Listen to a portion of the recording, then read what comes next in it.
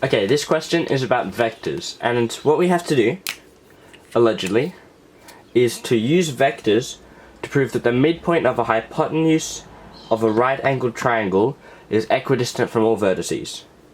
Okay, I'm going to start by drawing a right-angled triangle.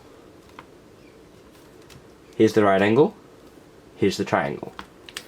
We have to prove that the midpoint of this, let's say the midpoint of the hypotenuse is about here. I'll call it M. We've chosen this midpoint such that it splits the hypotenuse into two equal pieces. Bing bong. These have equal length because the midpoint is halfway between here and here, which means that these must have equal length. Okay. We need to prove that this is equidistant from all vertices. What does that mean? That means that this midpoint, the length from the midpoint to here, is the same length as the midpoint to this vertex as it is to this vertex. So these three pink lines, 1, 2, 3, all have the same length. Now obviously we've already just stated that these two have the same length, because that's how we've chosen it, is because of the midpoint. So all we really need to do now is to prove that this pink line has the same length as either this one or this line, or, well, I suppose if you prove it's the same as one of them, it must be the same as the other one. We just need to state some equality with this pink line and one of these ones. Okay. What's going to help us to do that is to give these points names. Obviously I've already named the midpoint M. I'm also going to name this point O. I'll name this point A and this point B. And since we're dealing with vectors, it's not going to hurt to give a quick rehash of what a vector is. A vector is a line with magnitude. So magnitude is this length. This could be like 4 centimeters. So that's the magnitude, and it has a direction. Here it's just pointing upright. We could say it's like at 36 degrees to the horizontal or something. The point is that it has a length and a direction, and both of those quantities describe this vector. And often we could think of a vector as a directed interval, so between, for example on our diagram I guess, it would be O and M. I forgot to specify that it is in this specific direction, it's going this way. So a vector from O to M is the opposite of a vector going from M to O. We would call this vector OM, or we could give it a name like M, which is actually what I'm going to do later. That's what a vector is, and there are some operations that we can do on vectors as well. So I'm going to call this M, and just for the sake of our diagram, our next vector that we're going to be using is MB. So obviously in our diagram, M is the same place, but it could be a free vector. It could be OM here and MB all the way over here. We would still be able to add them in the same way, just as long as we move it so that they're head to tail.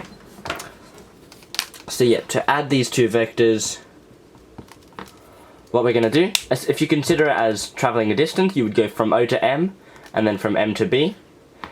It's just, we place them head to tail, and we go from the very first tail to the last head. So from O to B.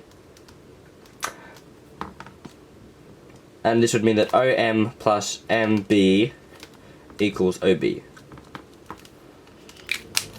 The other thing that we can do is a form of multiplication. We use what's called the dot product. And we define this dot product using the length of the two vectors and the angle between them. So if this angle is theta,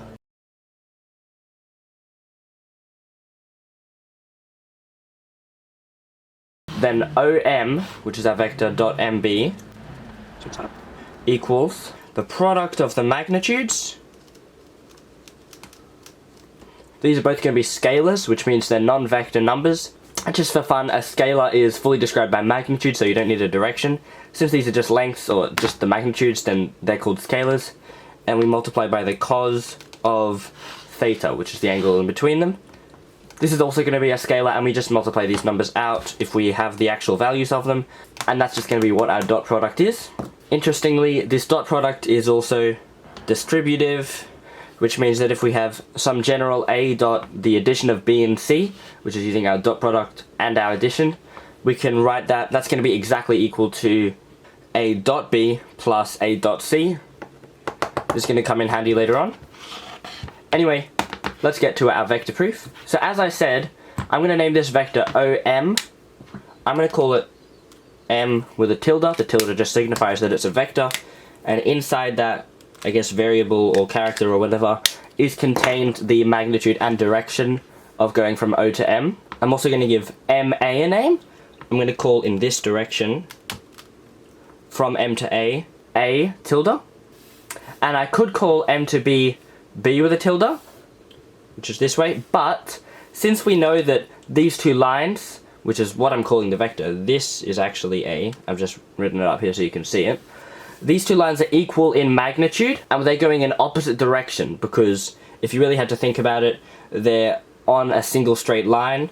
This angle here would be 180 degrees because it's on a straight line, and that means that if this is going at, say, 300 degrees on a true bearing, this would be going at 300 plus 180, which is 480, which is equivalent to 120 degrees, which is just in the opposite direction. This is just equal to negative A. I can't exactly animate it, but if you wanted to think about the negative of a vector, we would have, say, some vector A, and we scale it by, maybe we scale it by, if we scale it by a number less than 1, it's going to shrink, so we could scale it by a half, then a quarter, then an eighth, then a 16th, or whatever.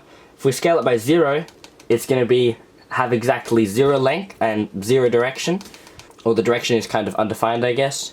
But yeah, a vector times 0 is just 0. And if we start scaling it by a negative number, would it make sense for this to go into the negatives? So we've gone half, a quarter, wouldn't this be negative a quarter, negative a half?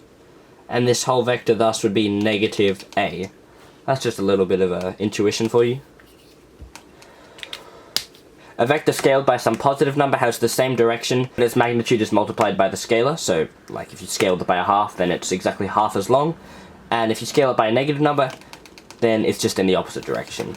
And you also scale it by whatever positive multiple it is. I think it's time that we get into the question. I'm just going to write what we've done. Question 3. If you remember, we assigned some of these lengths a name. In our right-angled triangle OAB, we have the angle AOB is equal to 90 degrees. M is the midpoint of AB. This implies that MA, the length of it is equal to the length of MB. And this is everything I've told you, I'm just writing it down. And then we assigned our directed intervals names. Let OM is equal to M. Let MA equal to A. And that would imply that MB is negative A. Okay, now we're going to start making some observations from our triangle. So one piece of information that we haven't used yet, I guess, is this right angle. How can we use a right angle? Well, it's the angle between two vectors. It is the angle between OA and OB.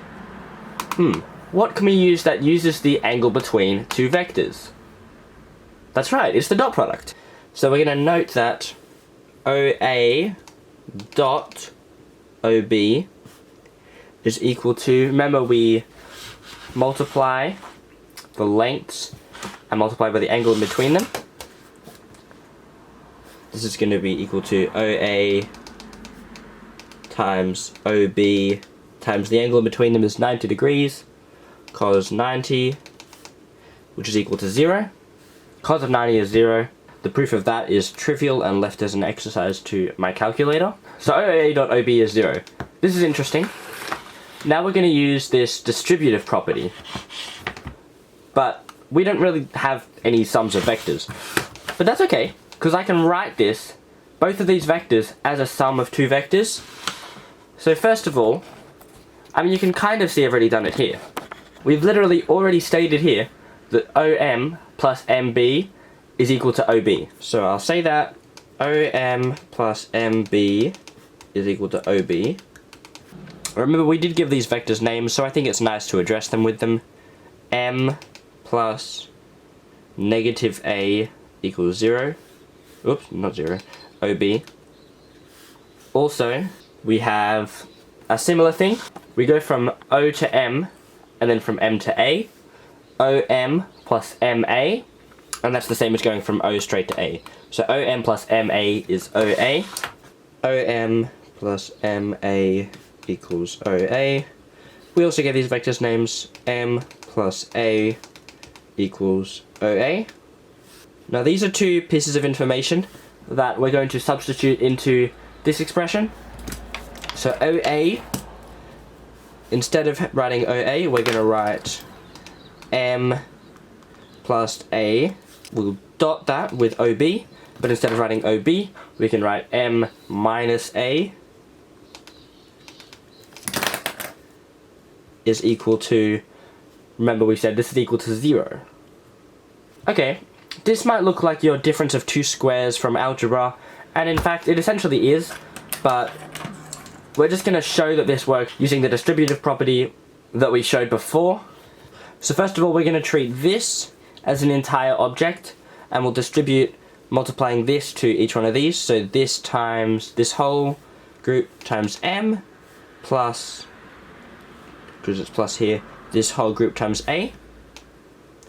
So m times m minus a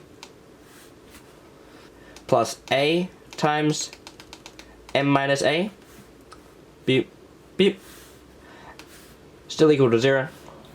And we can use the distributive property on this again. So m, oh, I should be careful here. These are dot products. I'm just getting a bit lazy. So here we have m dot m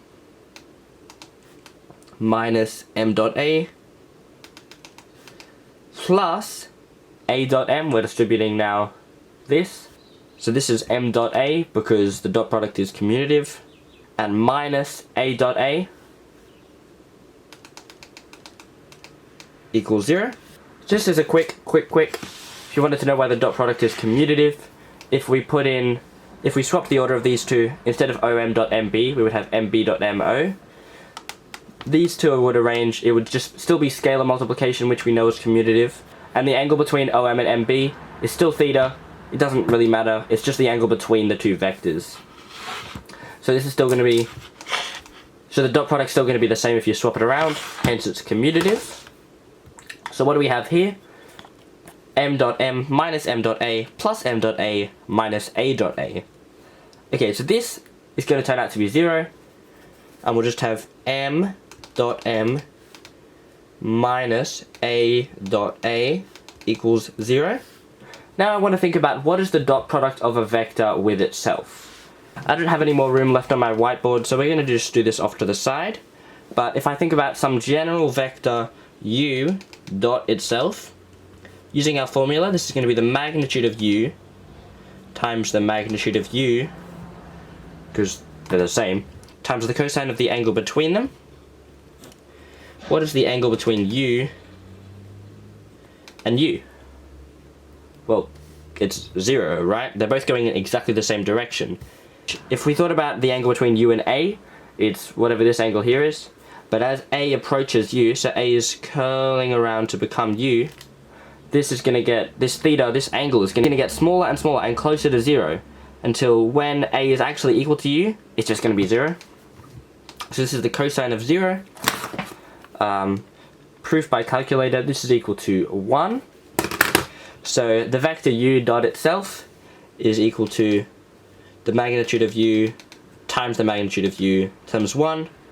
And since this is just, a real number, it's just the magnitude of u squared. Interesting. Let's plug that in here. m.m, this is the magnitude of m squared, minus a.a, so the magnitude of a squared equals 0.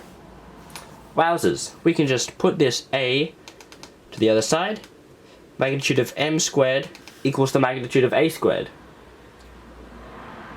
Now we know that both of these magnitudes, the fact that we're taking the magnitude of a vector, or the length of a vector, that's defined as positive. Even negative a and a, these both have the same magnitude, because they both have the same length, which is, they both have the length of A, or the length of magnitude of A.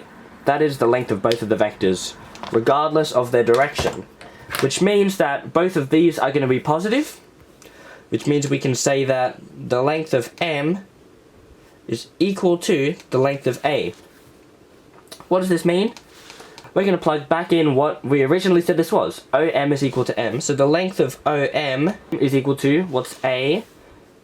MA. The length of OM is equal to MA. What's this on our diagram? We've just said the length of OM is equal to the length of MA. You may remember what that meant from the start, but we're just going to go over it just to be really sure. The length of M is this vector, is this length here. That's terrible yellow. This length, and the length of MA is this here. Length of OM equals length of MA. Which means that this midpoint has the same distance from this vertex as it has from this vertex. And we said at the very start that the distance from here to here is the same as the distance from here to here. Which means that all these three distances, the distance from O to M is equal to the distance from M to A, which from the very start is equal to the distance from M to B. All these three lengths are exactly the same. This is so important to our proof that I'm going to write it down in yellow. Length of OM equals the length of MA equals length of MB. We even say it right up here. Length of MA equals length of MB. Therefore, the midpoint M is equidistant from all vertices on the right angled triangle. This is the main part of our proof. We're just going to specify the initial conditions on a right angled triangle. Remember we said M was the midpoint of AB, which is the midpoint of the hypotenuse of our triangle. Look, I drew the triangle again. O, A, B, M. These three lengths are equal, which is exactly what we had to prove. Therefore, QED by vectors. That is how we speak in this country. Get proved.